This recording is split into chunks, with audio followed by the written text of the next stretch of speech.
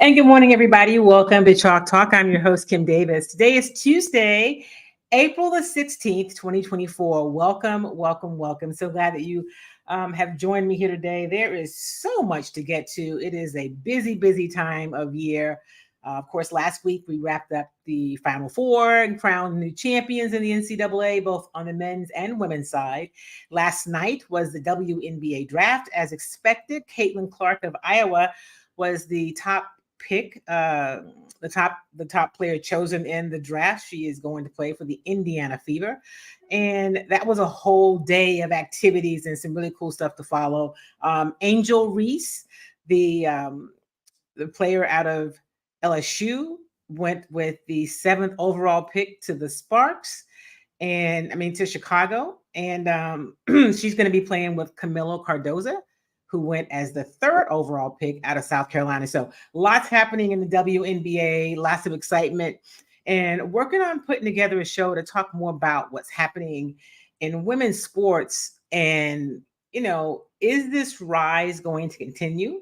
I think it's been trending upward, but is the interest in women's athletics, especially in women's basketball, how will that carry over to the WNBA, which will hopefully lead to better TV contracts, which creates more revenue for better salaries for the women's players. So we're going to talk about all of that coming up in the coming weeks, because I think it's important and it's interesting to explore. But today, we are 9 days away from the NFL draft. And unlike in recent years, it always matters to NFL teams, but not like it did last year. The Texans are still looking to improve their team, and so the draft is important. But they have their head coach, which is great. They're settled on. They have the quarterback. They have some other key pieces to the offense and defense. They made some moves in free agency, so the draft has a different kind of feel this year. This year, it's really about building. But there's a lot of excitement around the Houston Texans, some of which we will talk about today.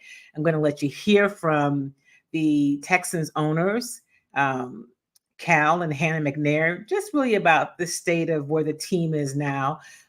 If you follow the Houston Texans, and you have undoubtedly heard something about a new uniform being revealed. Well, that's happening next week.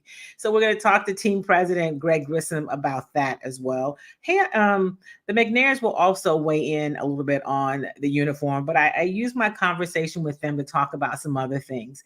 And of course, yesterday was Jackie Robinson Day. It's not just tax day, it's also Jackie Robinson Day in Major League Baseball.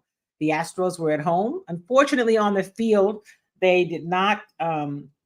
They were not successful. They fell to the Braves last night. Now the Astros are at 6-12. Not the start that they would have wanted, right? But even with the 6-12 record, they're still only 3.5 games out of first place in the American League West. So we'll let you see some of the festivities from yesterday. Jackie Robinson Day. CJ Stroud was one of the people who was on hand to celebrate. He threw out one of the ceremonial first pitches. There were 2.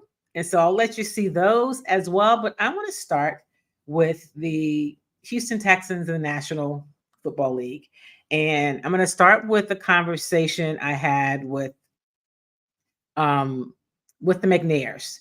And got a chance to sit down with them. They've been talking a lot about the uniform release. It's going to be unveiled, if you will, next week on the 23rd, so that all the fans will see it. Actually, first, you know what? I'm going to start with Greg Grissom, because I talked with him. Greg is the team president, just about really the process. Because when you hear they're getting a new uniform, it sounds like it may not be a big deal. Not only is it a big deal, it's a lot that goes into it. The Texans have had the same uniform since their inception. In fact, yesterday when we talked with DeMeco, he talked about how he's excited about the uniforms, and because the uniforms that the team is playing in are the same uniforms that he played in. So you'll also hear from Head Coach DeMeco Ryans and CJ Stroud just on kind of going into year two. But I'm going to start with Greg Grissom and let him kind of share this process of getting new uniforms and what all is involved. Here's Texans team president Greg Grissom. Back to why bother with new uniforms?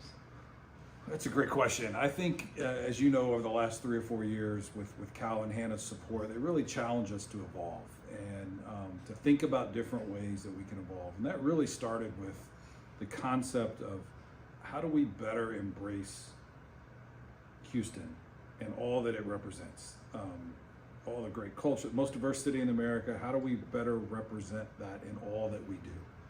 And so we started looking at our uniforms a little bit and realized that we hadn't changed since the beginning. We introduced the Battle Red helmet, got a lot of great feedback, and really thought we had an opportunity to better represent Houston and to continue to demonstrate to our fans really two things. One is we're going to continue to evolve and change, and two is we really want your input, and we want to make this as transparent as we possibly can. So the uniforms is a way, in a lot of different ways, is to validate this bigger picture of evolution and change and connecting to the city of Houston in a deeper and more unique way. And so I think all those things mixed together kind of gave us the nudge to go further. And then, I think once we got into the process, we really realized that we were onto something, and to allow us to really validate kind of that evolution and then a connection to the city of Houston. How excited are you for next week when everybody gets to see the final product? I mean, are you anxious, or what's the feeling? Sure. Well, uniforms. In some ways, it's like style, right? So I don't think we hope there's 100%, positive feedback on it. We know everyone will have their opinions. I'm just excited to kind of to see all the hard work of our team, really pay off, and I think they're going to be very well received. Everybody has their opinions. Again, we respect that, but from everybody that we've had a chance to kind of show them to, including our players, there's something for everybody that they love. And so I think I'm really prideful in the process, and I know our organization is as a whole, and to kind of get over that hump, and then really hopefully then it's about back to football and getting these guys in the uniforms and really what happens on Sundays. I don't think people have any idea, why would they, what all goes into it. You don't get to just wake up and say, hey, you know what, we're just going to update the uniforms. Mm-hmm. Can you kind of kind of summarize what all goes into that? Yeah, well, particularly if you look at the NFL versus other sports leagues and college football, the NFL has a very stringent process, and it's really designed to make sure that the core identity of a team, think about when you turn on the TV on Sundays, you want to know who you're watching. And I think that's really important to the league. So they have a very stringent process for us to go through, where other entities can maybe be a little more flexible than the NFL. And we actually condensed the process, probably by at least a half a year, if not a full year, from when we started it. So it really involves, you have to create a brief why you're doing this and what you're hoping to accomplish. Nike takes that and in guidance with us in the NFL and comes back with some designs, and then there's a significant amount of back and forth through that process, and then ultimately we had to finalize the decisions on our uniforms midway through the season last year. So to make sure that you hit, people forget about all the licensing and the product development and simple thing, not simple, but making helmets and doing different things. It's not a quick process that you can just turn on a dime to do it right. And so the league's done this a few times along with Nike, so we are in great hands, but it is a significant process.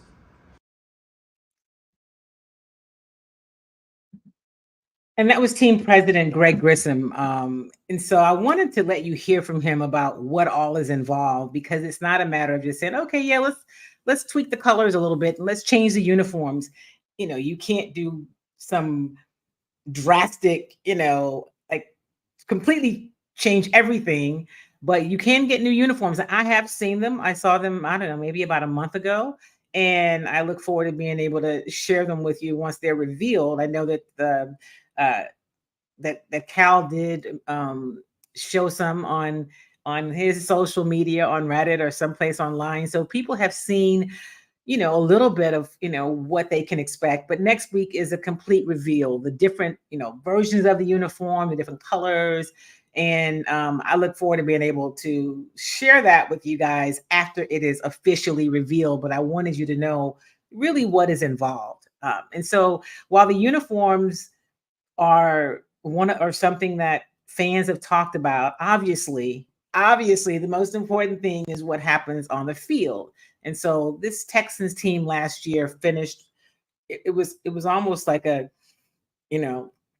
rebirth of the organization, and a lot of that had to do with some decisions they made to get ready for the coach they hired in DeMeco Ryans, and also selecting CJ Stroud and just the way he performed in year one. Not at all like a rookie, but he was a rookie, and now it's year two. So yesterday, the team kicked off its OTAs, which are their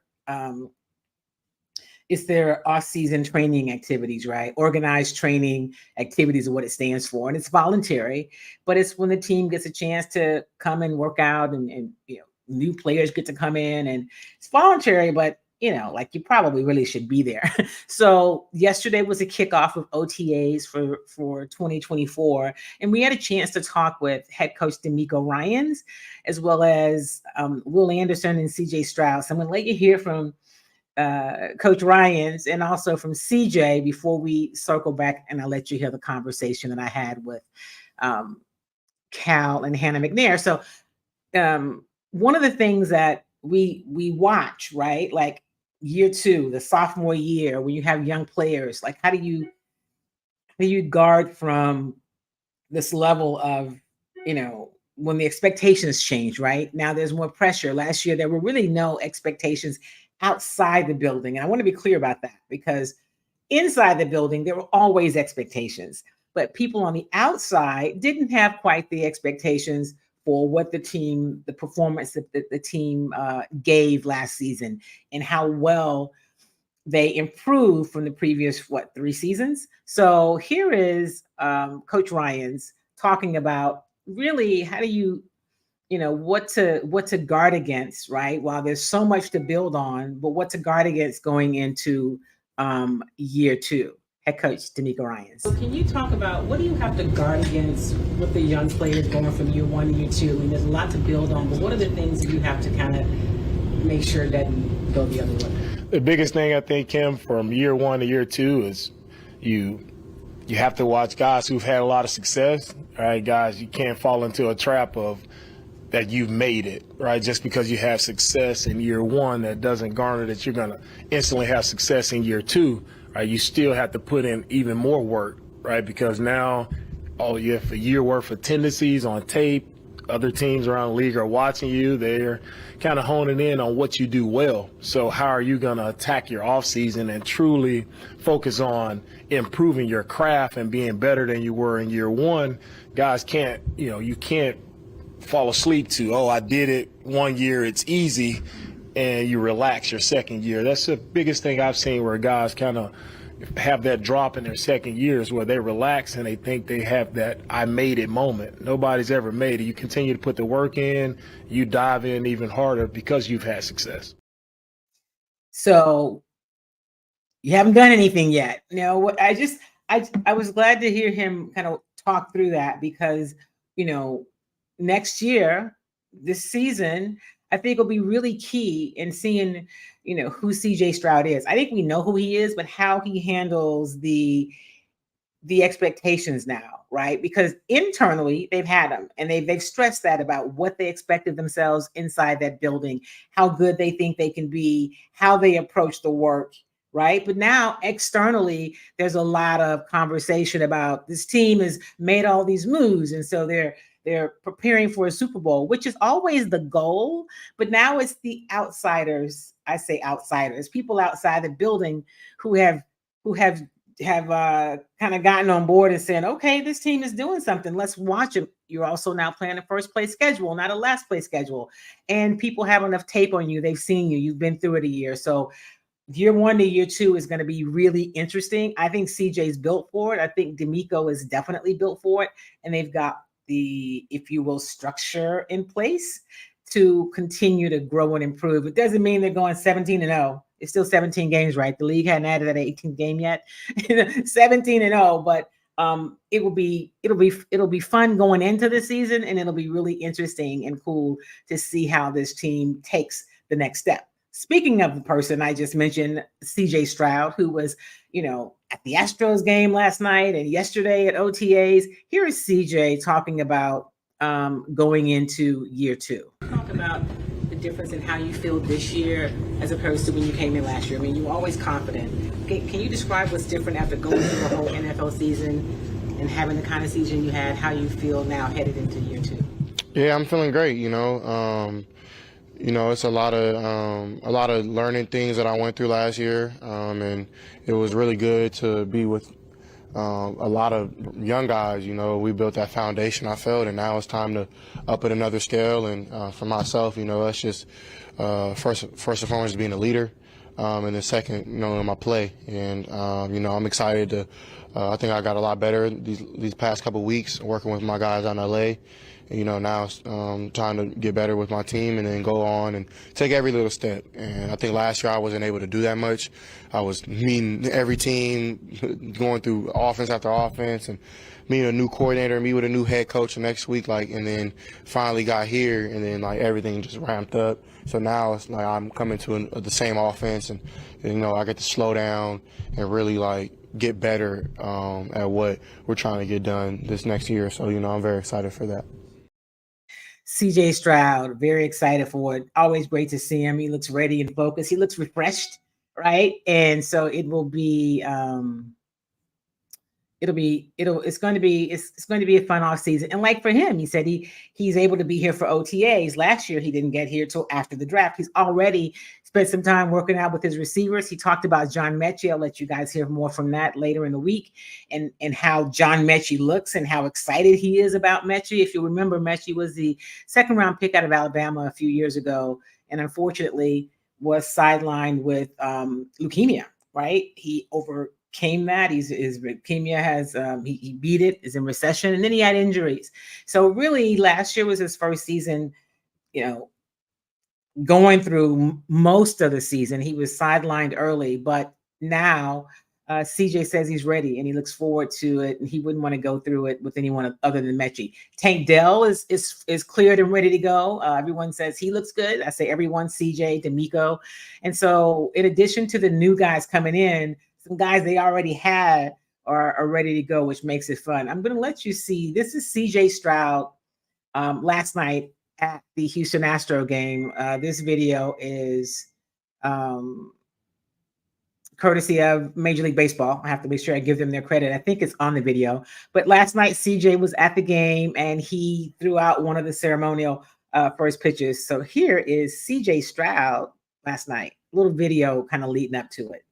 During the 2022 season, the Nike Space City Connect program was created to celebrate the bond between the Astros and the city of Houston. The Astro City Connect program links the past and the present, making the old new, with a nod to our city's persistent quest to go above and beyond and to never stop reaching for the stars. And on this very special Space Connect Monday here at Minute Maid Park, we head back down to the field now, where we have a special guest joining us to toss another ceremonial first pitch. You know him well. He led the Houston Texans to a division title and playoff victory last year, en route to winning the Offensive Rookie of the Year award. Headed out to the mound now, please give a large H-Town welcome to your Houston Texans quarterback, CJ Stroud.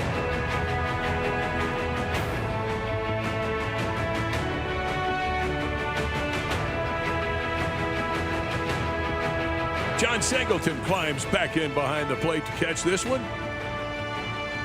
CJ's been warming up. He's looking good. Make this one a strike.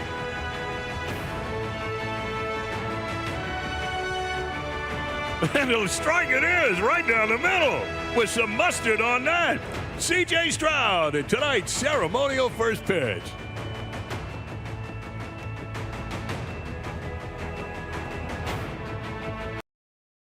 So that was CJ last night. He was there. His family was there. It was, it was cool for him. You couldn't hear it because of the music, but the fans were gave him a rousing standing ovation. And so it was exciting for CJ to see him last night and know that, it's go time, right? OTAs, the draft coming up next week. Then they'll have a little rookie mini camp. Then they'll have mini camp in the summer. For everybody together, probably early June. They'll have a little bit of a break. And before you know it, it will be time for training camp, right? It's that time of year. So it's super exciting.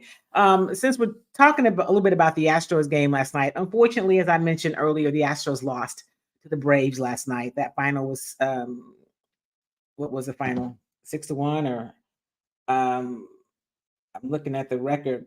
But last night,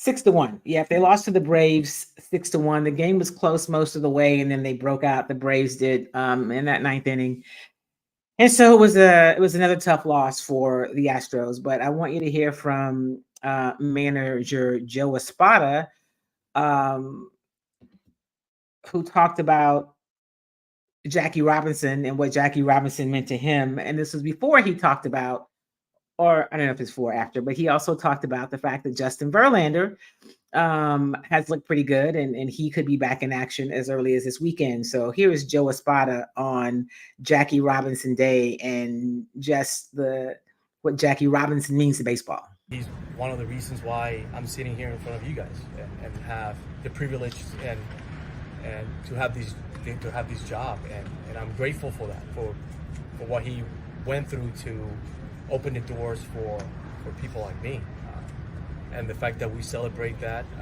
it means a lot. The same thing with Roberto Clemente. If it wasn't for them, they changed the culture of the game of baseball, and I'm grateful for what they did. So that was Joe Espada, and he talked, as I mentioned, he talked to us about, I was having some problem getting the clip to play, but he talked to us about JV, Justin Verlander, and he's kind of played some pitch and catch. He's going to throw inside, and then all goes well as things are continuing to trend in the right direction. He could be in the lineup as early as Friday, but they definitely expect him back in the lineup this weekend. That's going to be a huge boost. They have not had Justin Verlander this season, and because they've struggled with some pitching early, getting a healthy JV back is very important. Before we go to let you hear from the McNairs, I want to play another clip from Jackie Robinson Day, because this is history. It's really kind of cool, and also courtesy of Major League Baseball last night. And I think it's the man you're going to see in this clip celebrated his birthday yesterday, the first African-American player with the Astros. He was a part of the Negro Leagues. He turned 90 years old yesterday. So check this out, Jackie Robinson Day. CJ Hartman. A very special guest in honor of Jackie Robinson Day. Headed out to the mound to toss his ceremonial first pitch. Please welcome former Negro League player, a member of the original 1962 Colt 45s, and the first African-American player in Houston Astros team history, the one and only J.C. Hartman. And we join everybody here today in wishing JC a happy 90th birthday today. John Singleton sets up behind the plate to catch this one, and here's the pitch.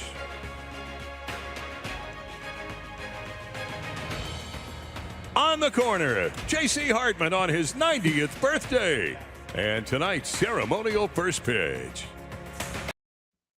How cool is that? I mean, 90 years old, right? 90 years old. It's history. It was great to see. I always like Jackie Robinson Day. Everybody wears 42. All the teams do. I think last year, although the Astros always celebrated, they weren't home last year on Jackie Robinson Day. So it's cool when it's in your stadium and you get to be a part of it. It's important to never forget what Jackie Robinson meant to baseball and the doors that he opened. And so I'm glad that it is such, it's ingrained in MLB history and that they've made that commitment to continue to celebrate it. we were talking yesterday about, since they retired the number across the board, number 42, the last Houston Astros player to actually wear the number 42 was Jose Lima. If you guys remember him, he was the very animated pitcher from back in the day. So that was the last Astros player to actually wear number 42. But that number is forever retired, as it should be in Major League Baseball, just because of what it means for history. Hey, good morning, Charles Lamar Dratum. I appreciate you, my friend. It's always good to see you. I know you're a person. You remember Jose, right? He was Jose Lima. It's Lima time, is what they would say when he come out. He was animated. That's the word that's what I remember about him. He was a very good pitcher, but he was quite the personality, if you will. I have not forgotten about. I wanted to give some of you. Some more of you time to get on to before I play the interview I had with the McNairs. It was really more about kind of the state of the Texans. I did ask about the uniforms.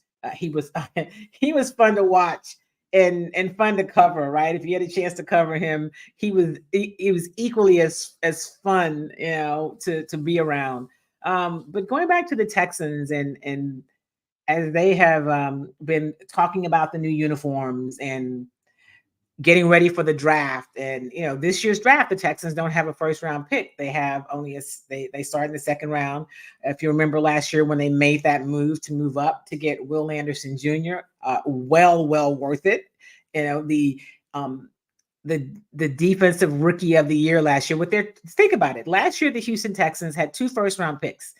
They selected CJ Stroud with the 2nd overall pick, and then they selected Will Anderson Jr. with the 3rd overall pick. And both of those players run rookie of the year for their respective sides of the ball. CJ Stroud, offensive rookie of the year. Will Anderson Jr., defensive rookie of the year. And let me just have a point of privilege, right? Since my show, DeMeco Ryans, hands down, should have been coach of the year. He should have been the NFL head coach of the year, and not just because he's the guy here and he's, we know him and love him and his family. He should have been coach of the year. At any rate, that was last year. We've got to move on to 2024. And so yesterday I had a chance to sit down and visit with Cal and Hannah McNair for a conversation about a number of things. I did start talking about the uniforms, so that's kind of what everyone's talking about right now. But then I moved on to really sort of the state of the team. So here is my conversation with Cal and Hannah McNair, the owners of the Houston Texans. Try to get this out of the way. What I want to ask you about the uniforms is not what they look like, but what was it that made you say, now's the time to do something different? Our fans were giving us that input pretty consistent, that wanted to see some new and involvement of the team and the uniforms. And they're really good uniforms, and we've had them for over 20 years, so sometimes it is time to make a little change. And they love the logo, they love the colors, but they just wanted some updates. DeMeco said earlier, he goes, I told the guys I wore these same uniforms. Right. Right? When I was talking to Greg, he talked about being ready for the moment. And so I'm going to go back to last year and say the moment, although you guys have done a lot of work to get there, was when you decided to bring in DeMeco. Can you talk about how that moment has really reinvigorated, I guess, the franchise?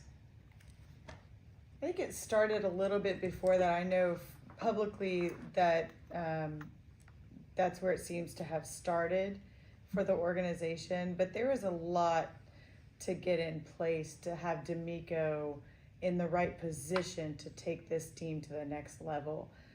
So a lot of work was done between Cal, Nick, to get the organization to that point where when we got DeMeco, it was, hey bud, this is all for you. Go do it. Go do your thing. And so I think that moment was a big moment for the organization in making sure it was the right person in that seat to take the lead. The two of you have, it looks like from the outside, have made such an effort to connect with Houston fans, Texans fans over the past few years. And so when you say the uniforms, it was about listening. It seems like you guys have really been doing that overall. That's obviously been very intentional. Very intentional. I don't know, to me, where we really missed the fans was the year of COVID. And we had very limited fans across the league, and some stadiums were completely empty, and you just missed the fans. And so we wanted the fans to come back and come back strong, and listening to them has been part of that. But they came back last year, let me tell you, and the stadium was full and the fans were excited. So it was fun to have them back. I also think we have a family vibe as our culture, and embracing that with the fans as well it's more authentic to who we are. And so I think that fits, that family feel, embracing each other, doing it together. I think that's who we are. So that's also obviously who your head coach is, right? Definitely very much a family man. And when you talk about that culture, it seems like, so when you bring in a guy who some may think could be a wildfire in a Stephon Diggs, you have the infrastructure in place to make that move not so risky. That's how it looked to me. Is that what you thought? Well, we'll see. I don't really know him, but I'm looking forward to getting to know him as we work through the offseason. You want a receiver that wants the ball. You want a receiver that wins. And we want all our guys to, whenever it's appropriate for them to have the ball, to be guys that want the ball and to really want to win. So I don't see anything wrong with that, and I'm looking forward to having him in the locker room. I think our culture is set for anyone to come in, and with DeMeco as the leader, with CJ as a leader in that locker room, I think that others see that culture and want to be a part of it. I don't think they're coming in to go, I'm going to do it my way. Instead, they go, I want this team. Let's take it to where we've never been before, and I think that the culture sets the tone for the team. I was telling Greg, I remember covering the owners' meetings when Mr. McNair was granted a franchise, right? So following the team from the inception, back in Atlanta, those meetings back then, and just seeing the team over the years. And the team always had a great structure from the business side. I mean, you had seasons where there were sometimes not the results you wanted, but you've always been a good organization, a strong organization. Does that help you as you've taken over and built on what your father started, because you had such a good foundation, be able to really build something solid? Yeah, he laid a great foundation, and Mom followed him and continued with that foundation. And now we're going to honor that foundation and keep building on it and build some new things like new uniforms and new things. So while honoring the past and tradition, we'll get to kind of layer in how we see things going. And frankly, our fans are different. Our city is different. And we have one of the most diverse, culturally rich cities around. And we recognize that and want to embrace that as an organization. And if you're not evolving, then you're already behind. So I think, yes, the foundation is there. Bob did a great job setting that foundation. Janice did a great job. They're just wonderful people. And having that really does help you evolve in a way that strengthens the organization. And I think Cal's done a great job evolving the organization to where we are. Can you guys tell me about your partnership, the two of you? That has to be helpful to have, a genuine partner, right? To go through this process with not so great stuff, and then to celebrate these highs, like where the team is, and Andre Johnson, and all the great stuff that's happening now. Yeah, Andre Johnson, that is great. So, yeah, congratulations to him again for a Hall of Fame career. We're excited to celebrate that with him, and that is a high for us. And so we go through the highs together and go through the lows together, and have open and honest dialogue and some debates, and some I win, some I don't, and that's totally fair. So I We appreciate. both win. I appreciate. It's a win-win. So It's a win-win. appreciate. I always think having, a good, broad sense of things really helps in decision making, and so she really brings a lot to the table. And before I let you go, tell me what you want Houstonians, Texans fans, whether they're here or wherever they are, to know about this phase, this iteration, if you will, of the Houston Texans. Like you've been intentional about connecting and being open, but what do you want them to know that maybe they don't know yet? Like, what's the next thing you want them to know about the organization and you guys as leaders?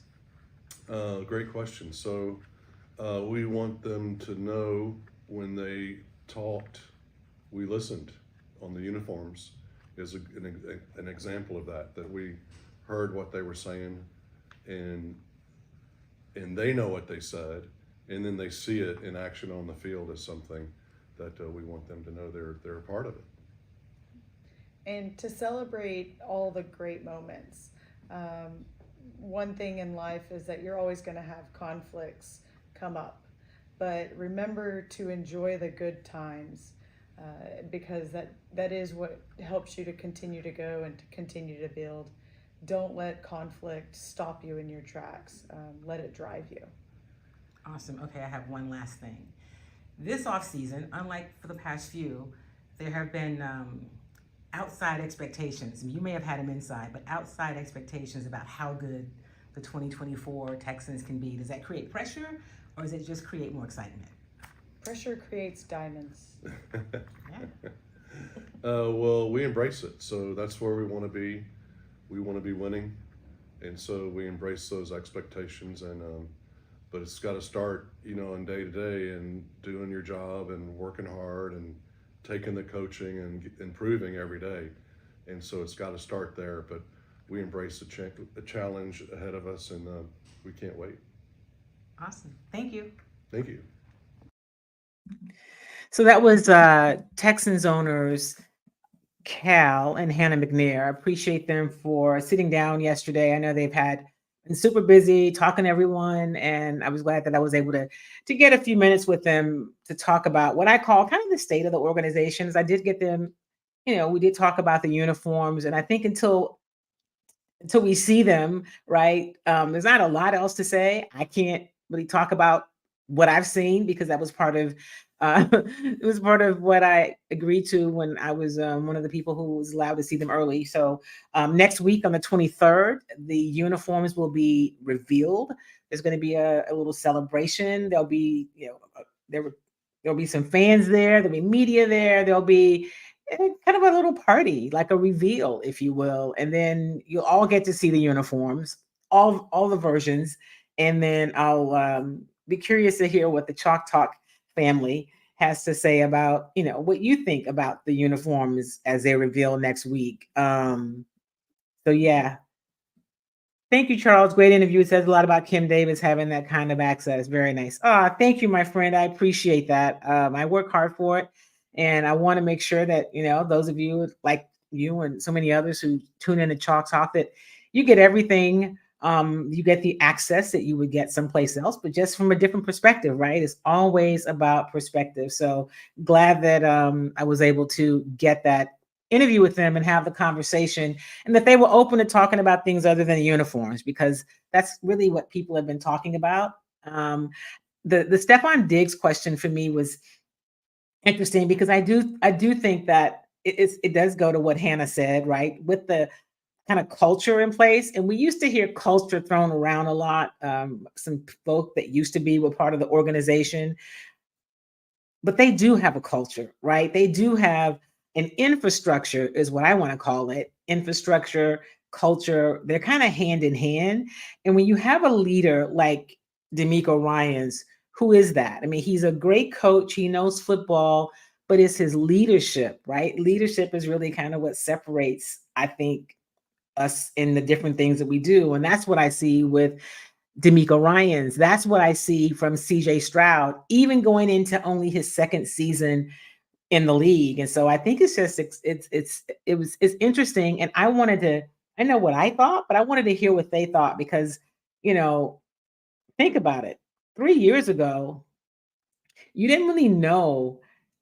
I mean, you knew Cal McNair and Hannah McNair and their involvement, but you didn't know them like you do in these past couple of years. And so I give them credit for intentionally connecting, right? I think that was in response to fans saying, "We don't know y'all, and what y'all doing?" Right?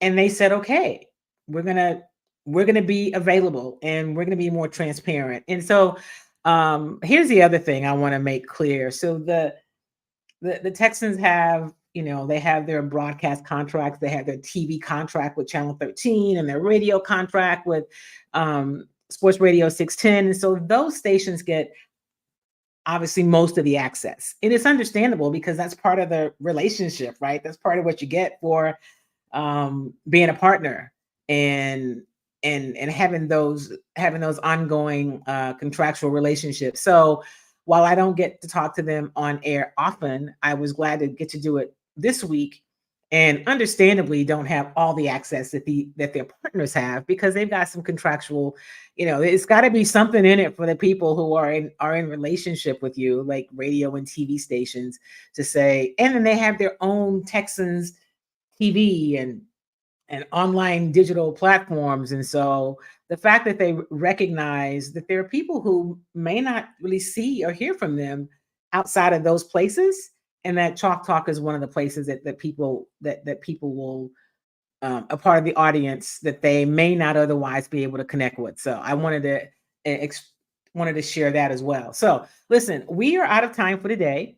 I'm going to let you hear more from Greg Grissom about just the business of the Texans, because I think that's the business of sports is something that's always fascinating to me. I'm going to let you hear more from him. You'll hear more from DeMeco and CJ over the next several days, and of course next week. So listen, however you're watching this show, this episode of Chalk Talk, please share it with your online community, and so that they can also watch it. I'm also going to encourage you guys to subscribe to the YouTube channel and also to subscribe to the podcast version. So maybe you don't get to see it, but you're listening to it, although some of the podcast versions do also show the video. And so I'm just going to ask you guys to help me to continue to build on what we have going on. Not quite ready yet to launch the new thing I told you about, but it's coming soon. Hopefully we'll have it ready for May 1st to launch another piece of Chalk Talk. And if you missed the beginning of a conversation with Jordan Stapleton, the Houston Astros dietitian, check out last week's show and stay tuned for that entire conversation as well. I think it's fascinating. It was fascinating talking to her. She's a young woman who is a dietitian for the Astros. She's African American, one of two that I know of in Major League Baseball. The Chicago Cubs have the other. And she is a part of the coaching staff, right? Because that's what the dietitian is. She's 27 years old. She's really cool and exciting. And just her story, I think, is fascinating. So check out Jordan Stapleton and stay tuned for other stuff coming. So before we go, I've got a few little to-dos for you. If you're not registered to vote, make sure that you get registered. Right? If you get registered, then you don't have to worry about it every time an election comes up, whether or not you register. So get registered, that's one. If you are registered, there is a special election coming up. Early voting starts next week. It is to fill the Senate seat, the Texas Senate seat, vacated by Houston Mayor John Whitmire. So there's that.